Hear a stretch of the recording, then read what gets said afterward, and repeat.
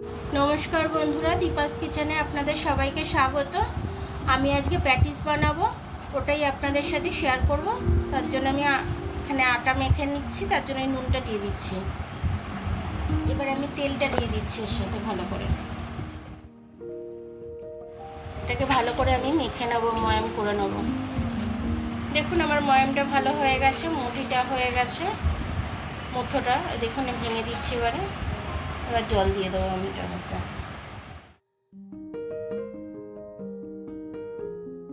Normal আটাটা মেখে নেব, যেরকম রুটি খায় ওরকমই আটাটা মাখবো।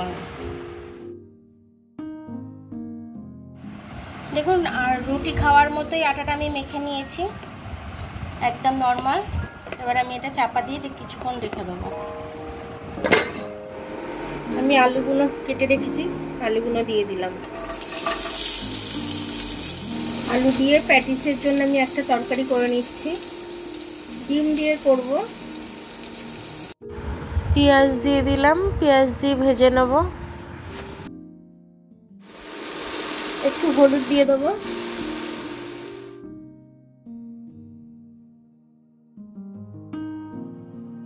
একটু আদা থেতো করে আমি দিয়ে দেব।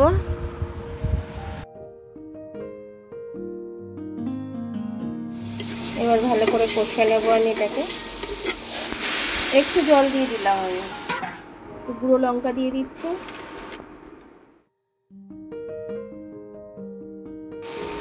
একটু ধনে গুঁড়ো দিয়ে দিলাম অল্প করে, একটু জিরে গুঁড়ো দিয়ে দিলাম, অল্প অল্পই দেবো, বেশি দেবো না। জলটা তো শুকিয়ে গেল, তার জন্য একটু জল দিয়ে দিচ্ছি, নাহলে মশলাটা পুড়ে যায়। এবার আমি ভালো করে কষে নেবো এটা। টমেটো আমি দেবো না, কারণ চাট মশলা একটু দিয়ে দেবো, তাহলে টমেটো আমার কাজ করে যাবে। অল্প করে একটু চাট মশলা দিয়ে দিচ্ছি। এগ প্যাটিস বানাবো বলেছিলাম, তার জন্য আমি ডিম ফাটিয়ে দিয়ে দিচ্ছি। দুখানা ডিম দিচ্ছি। ডিমটার মধ্যে একটু নুন দিয়ে দিলাম। ভালো করে আমি নেড়ে এর সাথে ভেজে নেব, মশলার সাথে কষে নেব।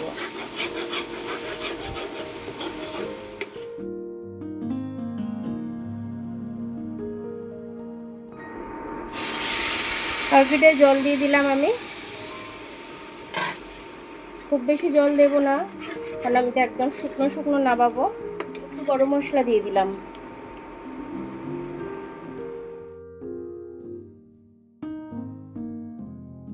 চাপা দিয়ে দেবো সেদ্ধ হওয়ার জন্য।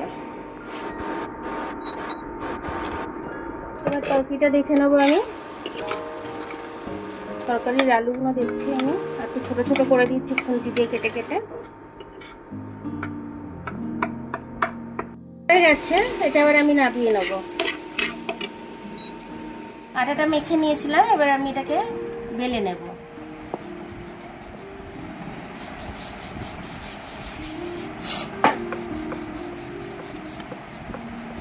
এবার এটার মধ্যে আটা ছড়িয়ে দিচ্ছি, প্রত্যেকটা একটা একটা করে ওপর আমি দিয়ে দিচ্ছি।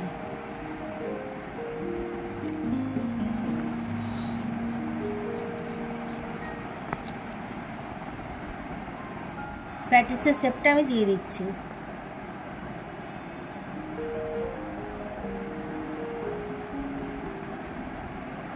আর আমি অল্প অল্প করে পুর দিয়ে দেবো এর মধ্যে।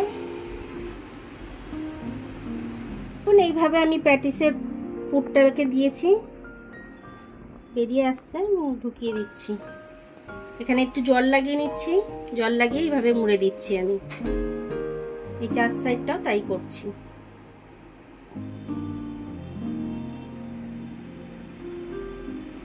এই করে তিনটে হয়ে গেল আমার ধিমি গরম হয়ে গেছে তেলটা। এবার একটা একটা করে ছেড়ে দেবো।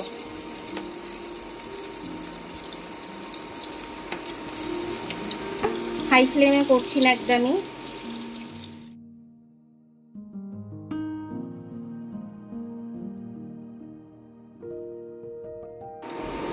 আমার ভাজা হয়ে গেছে প্যাটিসগুলো, আমি এবার তুলে নিচ্ছি।